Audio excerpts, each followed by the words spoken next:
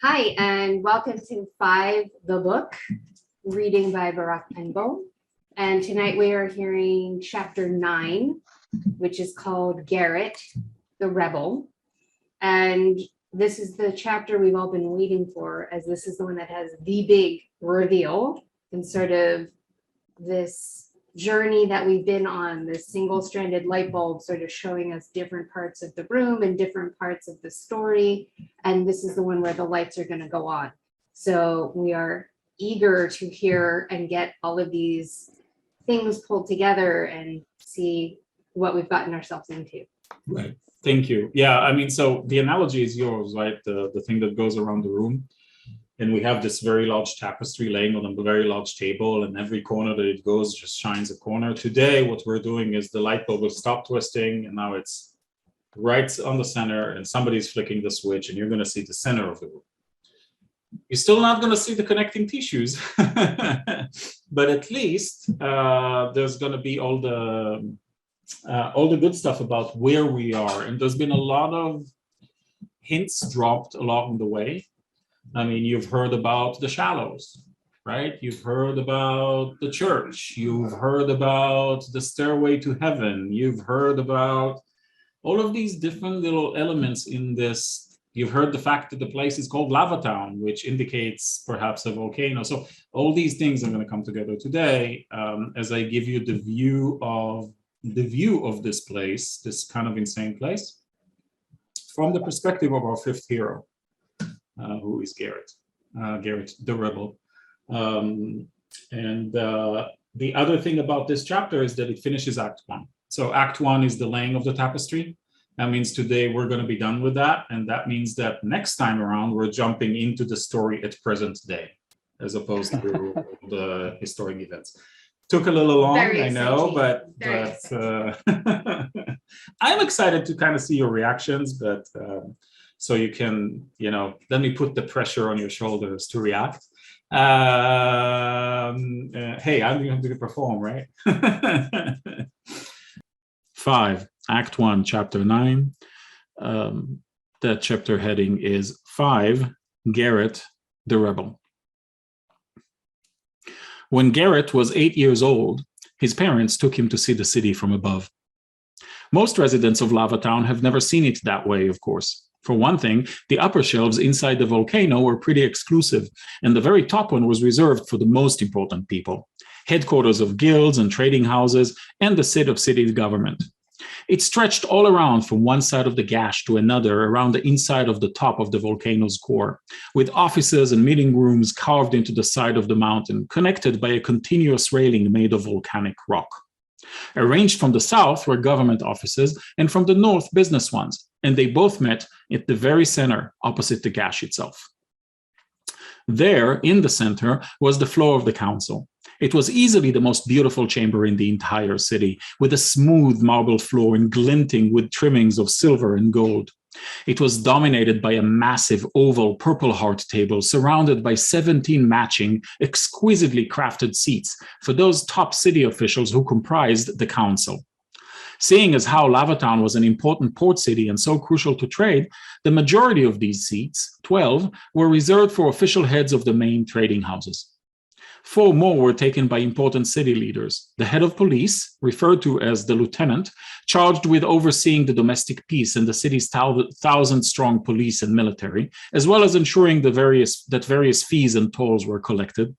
The head of operations, charged with ensuring that the city's complex engineering apparatus ran smoothly and was therefore called the Grunt, both within Lava Town and extending all the way to Stormbridge.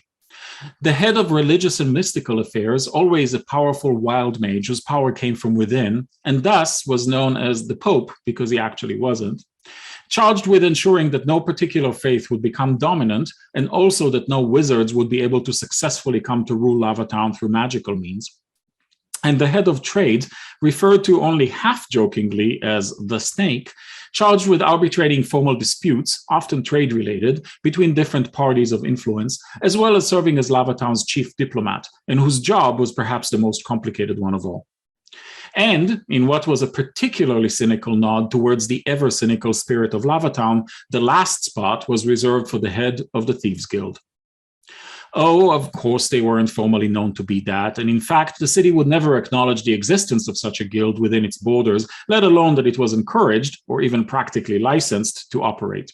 But in reality, the Thieves Guild was considered by the few who understood how anything actually worked as a crucial function, as the backdrop to all shenanigans. The Thieves Guild was everywhere, knew everything, and was always in the background. They were always watching and waiting for the time when any of the notable powers of the city would get into an informal imbroglio, and thus outside reptilian jurisdiction, that they couldn't solve for themselves in some reasonable fashion. Reasonable being defined as not bothering any of the others. The guild's traditions and culture were an essential institution, even if nobody except the guild itself seemed to really know how they came to be. The Thieves Guild, in turn, carefully kept their own operations within the unwritten guidelines of acceptability. If you could cajole any of the other 16 city leaders into such conversation, they would readily admit that having the Thieves Guild around to help settle issues without requiring much pomp and circumstance was the single most stabilizing factor in Lavatown's remarkable ability to grow peacefully over centuries. Some might even imply that it was downright ingenious. Officially, that last seat's occupant was nominated by the other members of the council. In practice, for as long as anyone could remember, the head of the Thieves Guild had always been elected unanimously. It was titled the head of city government and known as Prime for short. Extending from the entry doors carved into the volcano's inner wall towards the center table were several dozen sturdy and plush oak seats, which various minor functionaries would occupy during council meetings, depending on the topic being discussed.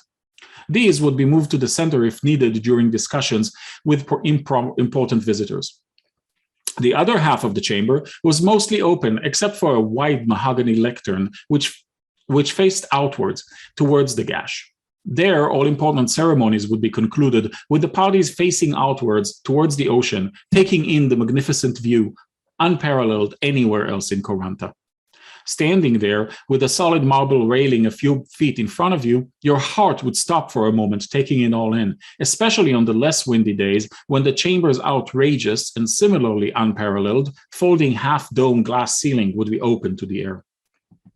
Looking outwards, you would see the rest of the volcano's lip extending to your right and left, and the various offices built into the wall.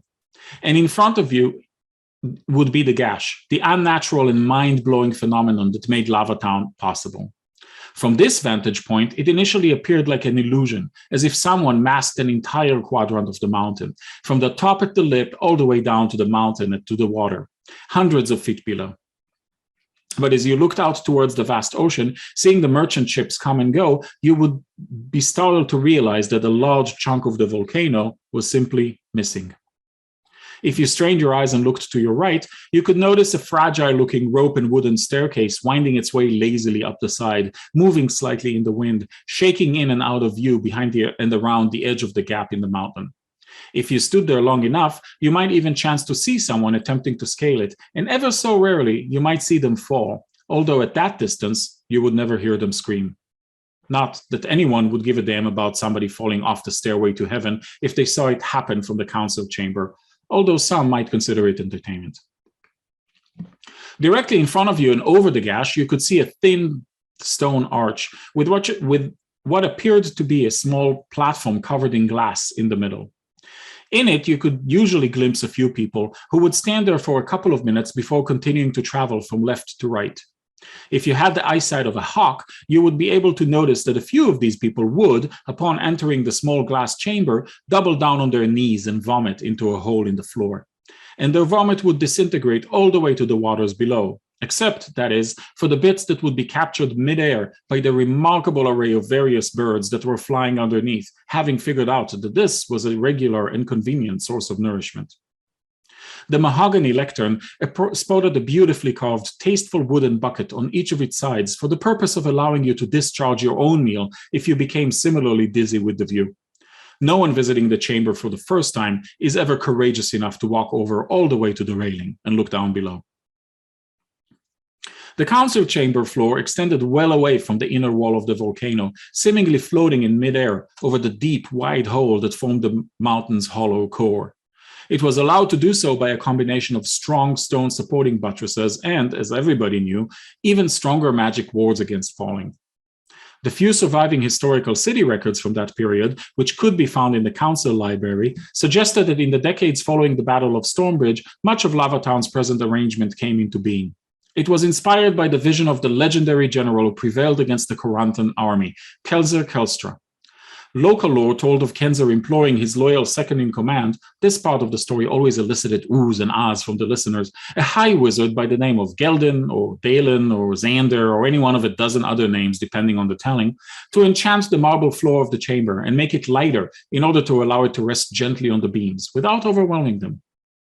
Growing up in a minor but connected merchant family, Garrett knew that this story was more or less nonsense and that city officials liked it anyway, because they didn't have to explain how it was really done. In an ingenious move that now brought in a respectable amount of recurring revenue into city coffers, long ago somebody had the genius idea to build an arch and a viewing platform over the gash. If you could afford the steep visit fee, you would be allowed to venture past a heavily guarded gate and onto a stone staircase located near the top northern edge of the gash. Once you mounted it, you would continue down a stone path with an iron railing and join a line in front of a guarded door. Once you and your party made it past the line, through the door, and into the small room beyond, you would then be examined and stripped of all weapons, with a particular focus on anything that could be shot or thrown over a distance.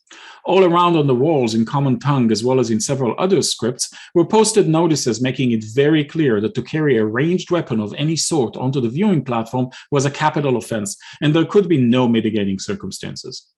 To try and sneak one in would be foolish, because as soon as you were finally allowed to go through the back door and onto the arch, you would pass through a magical field that would detect any such violations.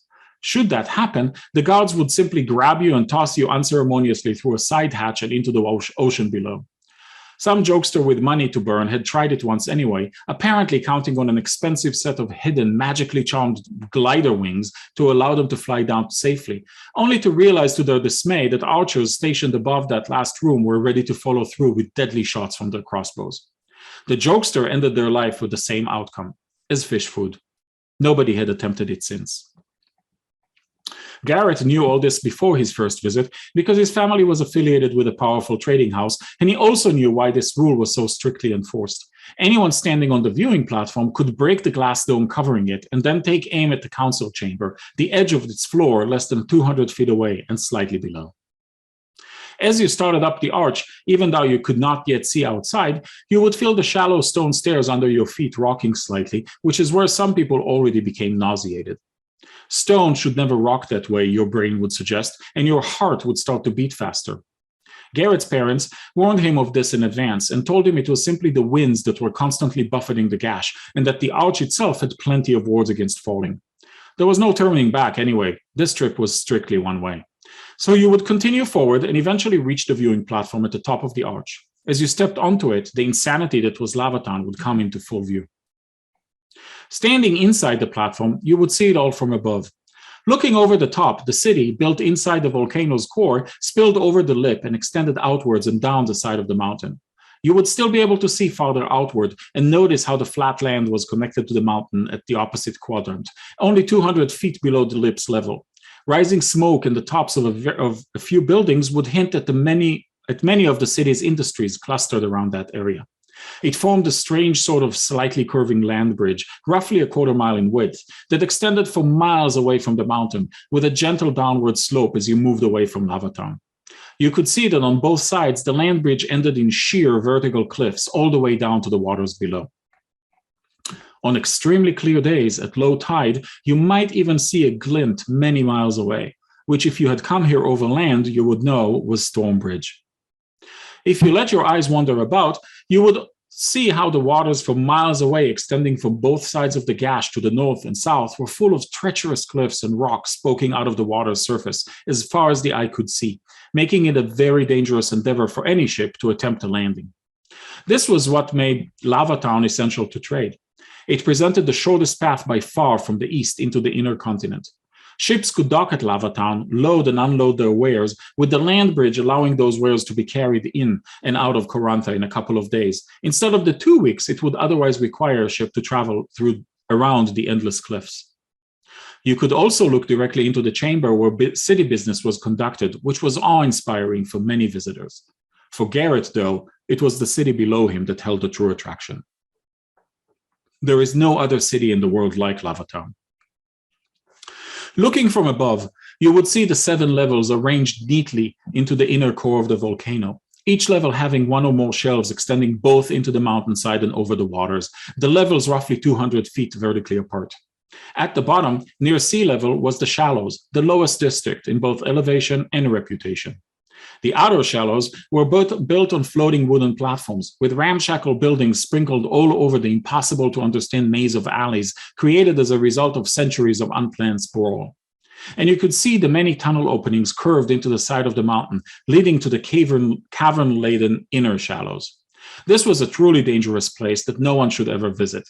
The tunnels extended beyond what anybody had actually mapped out, and Garrett knew that it was also where the city held a secret prison. Yet, in all of the chaos, one thing seemed quite orderly, and that was the Shallows docks, a massive wooden platform where a dozen large ships could dock at a single time, and where the notorious Steadfast Inn and the infamous Classy Lassie whorehouse were placed on opposite ends. Garrett knew that the owner of both establishments, an old dwarf named Bavan Heartfellow, was begrudgingly respected by the merchant families. Respected because his independent access to information was unmatched, and he would trade it with them. Begrudged because he kept to himself and refused to relocate into the upper shelves, which made him difficult to monitor, even by the Thieves Guild, and therefore untrustworthy. The Shallows was the only district at level 7. Above it, at the 6th level, were 4 residential districts, the subshelves, which was a much more favorable place to live if you could afford it and had a desire for personal safety. Each of them catered to a particular kind of humanoid community and reflected their predilections. Dwarven Rock was very orderly and carved with meticulous care. Elfmantle, the smallest, was far more delicate and had a canopy overgrowing it from branches that somehow grew from that district side of the mountain. Next to it was the largest, Human Ridge, which was easy enough to navigate but otherwise had no internal theme whatsoever. It was also the most heavily populated.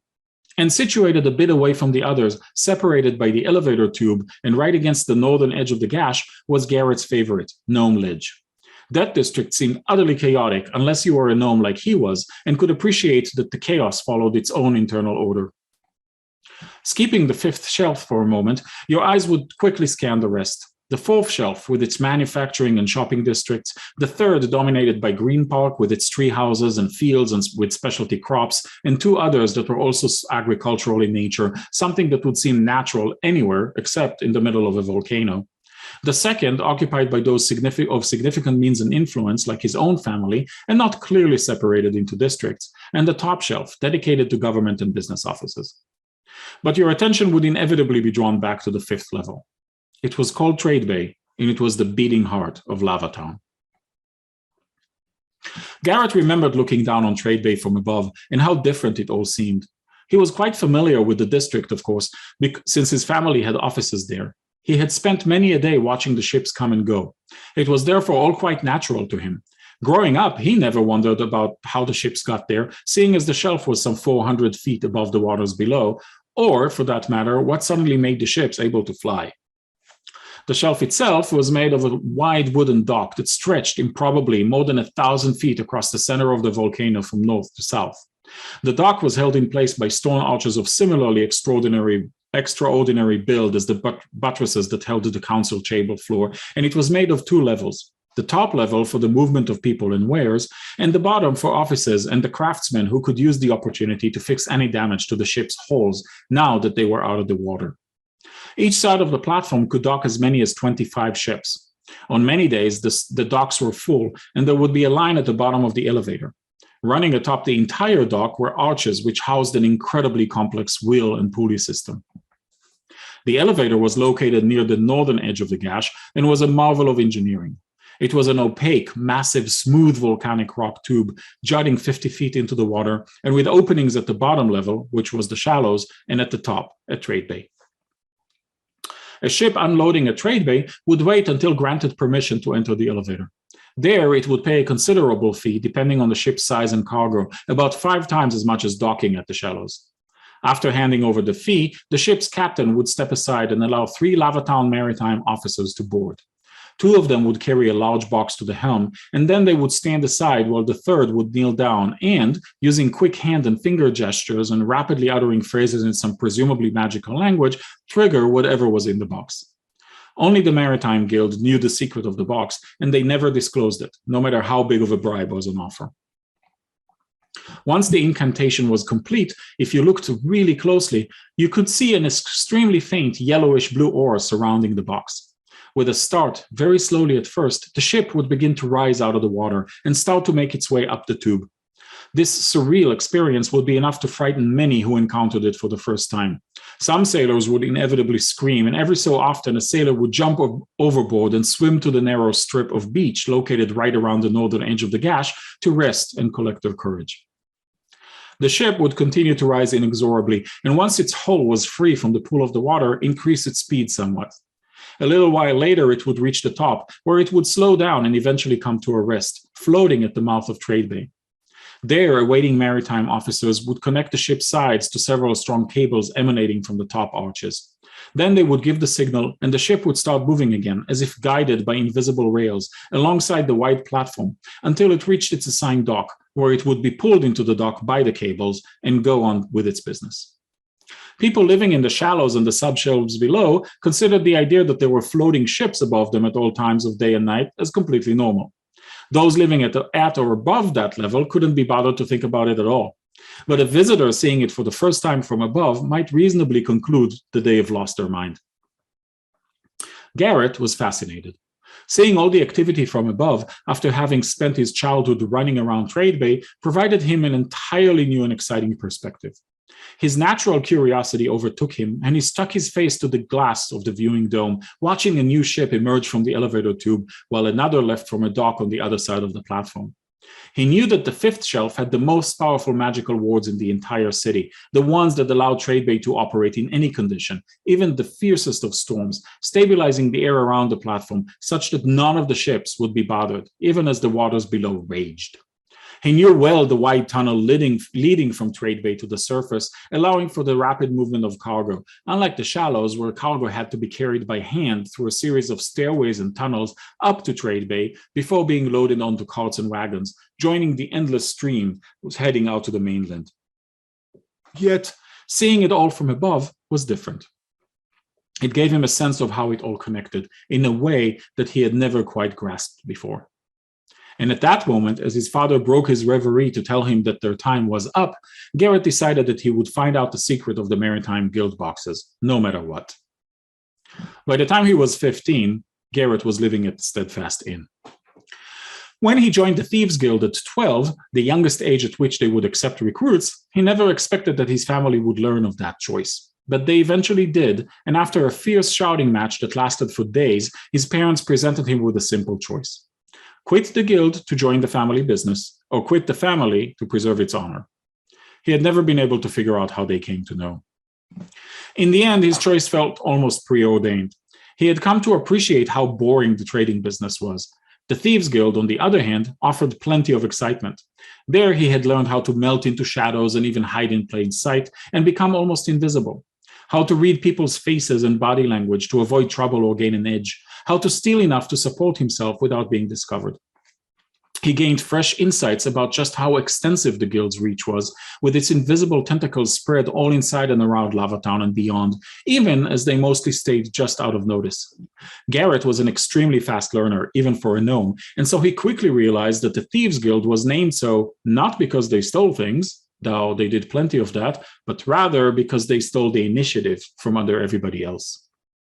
It was impossible to operate in Lavatown without the guild knowing, which was the real reason that they maintained their enormous power in the city's governing hierarchy. That and the fact that they only rarely ever chose to act on that knowledge. The guild's own rules and self-imposed boundaries kept resentments manageable, and when they did choose to act, perhaps when things reached a boiling point between two rival factions, they intervened in a way that diffused tension, which the parties involved would later remember and appreciate.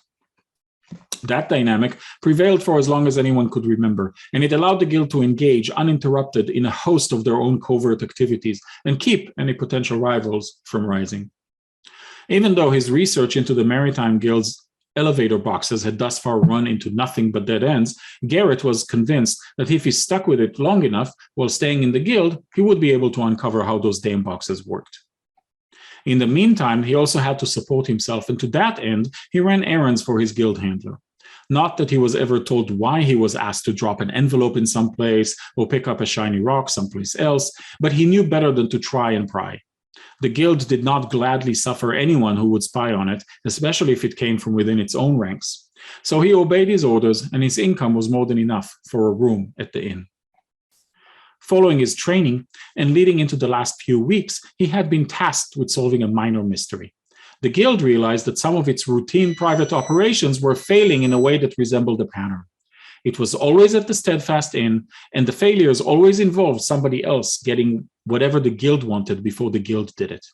This could happen sometimes because Lavatown had plenty of independent operators, but the regularity and timing of this series of mishaps eventually drew attention from someone at the guild. They were spaced almost exactly 3 weeks apart. Garrett was tasked with trying to identify the source of these issues and ultimately came up with the name of a small-time Shallows fence, a Willie Wade, who seemed to be dealing with the related goods, and the location of the warehouse from whence he operated. Garrett's handler, who was satisfied, gave him the reward and told him to forget about the whole thing, which, of course, he didn't. Instead, yesterday he followed his handler to the warehouse where he confronted Willie and then the independent operator, an extremely tall, thin, and not quite human-looking young girl with, as he overheard, the odd name of Solace. The girl must have been at least twice his own height. His handler captured her and, from all Garrett could tell, later proceeded to recruit her to the guild. His curiosity aroused, Garrett decided to stealthily follow the girl for a while and perhaps learn more about his employer, too. To his surprise, now here she was on the very next day in front of the Steadfast Inn, standing hesitantly in front of the saloon doors at its entrance. It was time to act. And thereby ends Act 1.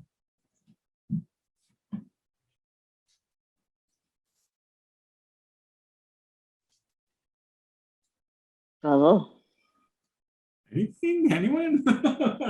Something quivering. Sorry, too Gnomes. Sorry. There's a gnome. Garrett's your buddy. Yeah, Garrett's my best friend. I don't know him, but I love him. And you will learn to love him more as the story Gnomes evolves. are the best, man. They're the best. Very good thieves. Very good. But I'll get there. Somebody else who was here last time maybe should weigh in on last week or last time to this time. You know, the exotic materials described all across, from the oak chairs in the beginning to the marble floors with silver inlays to, you know, the oak chairs, and I'm like, oh, and I'm going through all the pathways and stuff. It's like a mesmerizing a maze of, you know, like a palace. And then I was reminiscing the city of Pompeii, like next to Vesuvius, there is this Pompeii, and this guy is going in there. There is sea near the Amalfi coast. That feels like something like that. But anyway, sorry, I got so engrossed in that part of it. I didn't pay too much attention about Garrett. What was he doing as a thief? I'm like, this seems to be really, really like something you would see in like a, you know, Roman time. But anyway, that's well, think of Pompeii, but inside the volcano. I not know, outside. no, I totally, I'm just. Yeah, your description. And this was more entertaining than, you know, when the birds are finding the nourishment in the vomit. Dude, this is way better than the werewolf story where, you know, that guy, the werewolf was trying to go after that girl. I'm like, that was painful, but this is very, I'm like, how would it taste? Maybe it was a candy kind of a vomit. I'm sorry. I'm like thinking, you know, if it's nutritious, it might be good.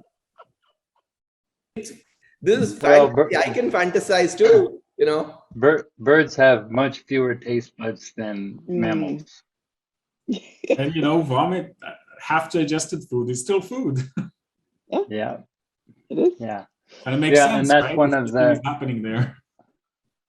That's one of the unexpected things that you're famous for so far. Yeah. Anything That's an about image I've never flying seen or heard. ships? I mean, is that a thing? Anybody? Anyone? No, and when you said that the ship was very stable in a storm under the water, I'm thinking, wow, like a 400,000 ton ship is uploaded in the air somehow, suspended in the air, mid-air with water underneath. How is the buoyancy working? My engineering thought was like, oh, no, this is a fantasy. Stop it. Don't think too much. Yeah. Yeah. Yeah, I'm that sure was a there'll good be an visual. explanation for that. Yeah. That was a good visual, Brad. The world building continues in a very, as Akalash was saying, in a very visceral way. Like there's just so Yeah. much. There's Yeah. the right amount of detail. There is so much detail, but it's also the right amount. You told me enough in those 3 different corridors, or the 4 different corridors with the Elven and the Dwarven and human and the gnome. It's like, I get it. And then we moved on, right? But it was very visceral and very clear. And it put me right in there, right? And there's enough visual cues for us to understand how things are laid out without necessarily having to like explain every nut and bolt and how it's all put together. It's like there's enough to get you anchored, but there's not so much that you get lost. And for me, it's like that balance is super important, because you want your reader to be involved and stitched in, but not worrying about every single carving or bird eating object. Like it's, yeah. I also really like the wings and then the archers reminding people, like that was cool. That was a really great talk about balance and visual. That was awesome. Yeah, and also Yeah. just sort of that reference to Icarus, and yes, it's really nice. Yeah, but the city is kind of cynical. It's not the sun that's going to get you. It's the archers station on the top, right? Right. And if you were here for the last chapter where I'm describing the Stairway to Heaven from a different perspective, there is actually a chapter in Act 2 called Stairway to Heaven. Oh. So I'm planting cues, but I want to say, first of all, you gave me a chill. I want to explain why. Okay. Really important for me, the feedback you just gave. Really, really important. Thank you. I have been telling, God, I have so many things to say to this. Let's see if I can go through all of them. One of the things I've been telling you from the beginning, and Greg, you've been calling me on it until you stopped, right? To some degree. Yeah, like you were constantly saying, I want more. And my response has always been, I get it. I have a lot more I can tell you. But my promise to you is that I'm not going to waste your time, right? I'm going to tell you enough that I feel to get you into the story without telling you more than that, right? That's been my promise to you from day one, because I'm asking a lot of you, right? Ultimately, I'm asking you to come and do this crazy thing, go to this crazy adventure, but also, even if you were just reading the book, it's a very untraditionally laid book, right? I'm spending the first, 60 pages of the book telling you 9 short stories, right? Which is a very, very unusual way to do that. I've tried really, really hard, which is exactly like you just said it in the perfect way. Because the biggest problem with fantasy fiction, by the way, the biggest reason that editors of fantasy will tell you they reject manuscripts is lack of world building. So world building is the thing that they want to see. And I have to say, I'm kind of loopy right now, but Ariel said it really well on the balance of like the detail. You're right in the zone. It's not too much. It's not too little. As I said. Thank you. I want to tell you also one more thing. The descriptive parts of this world building are pretty much Act 1. Act 2 is a lot of dialogue and action. So the whole feel of the book is going to switch. Next slide, right?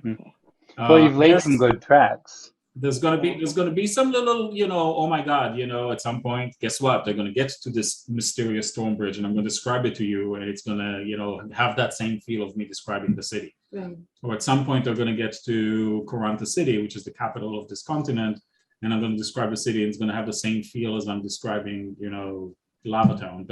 But most of Act 2 is dialogue, it's actually the group coming together.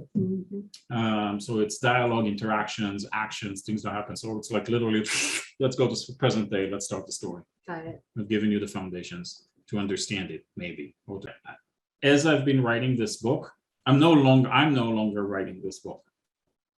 It literally feels schizophrenic. Like if I'm writing a piece of dialogue right now and it doesn't fit, then Garrett will pipe in and say, dude, what are you saying? I'm never gonna say that. You can't. That's not me. You are in the writer's Like zone. literally this weird thing where they're talking to me in my head and saying, no, that don't work. This is what I would say. This is how I would say it. Stop like putting things in my mouth that aren't appropriate, right? So in many ways, this chapter was when it started for me. But I think it'll be cool once we get into the action and adventure and the capers or the madcap mayhem or whatever is coming.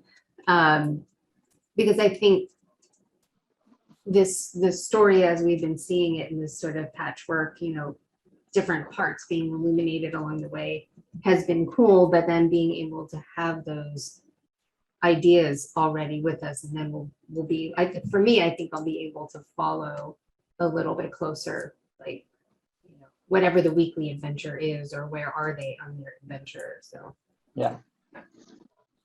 Well, all I'll say, that's the entire purpose of trying to lay it out this way. Have I created the emotional and memory hooks that will get triggered in the future? Because I'm going to rely on them. And if not, then you might sit there and say, what? thank you everybody for joining us for 5. We have now ended part 1. So tune in 2 weeks where we will start with section 2, and there will be some surprises ahead. So we've been told. So looking forward to seeing you there and then. Thank you.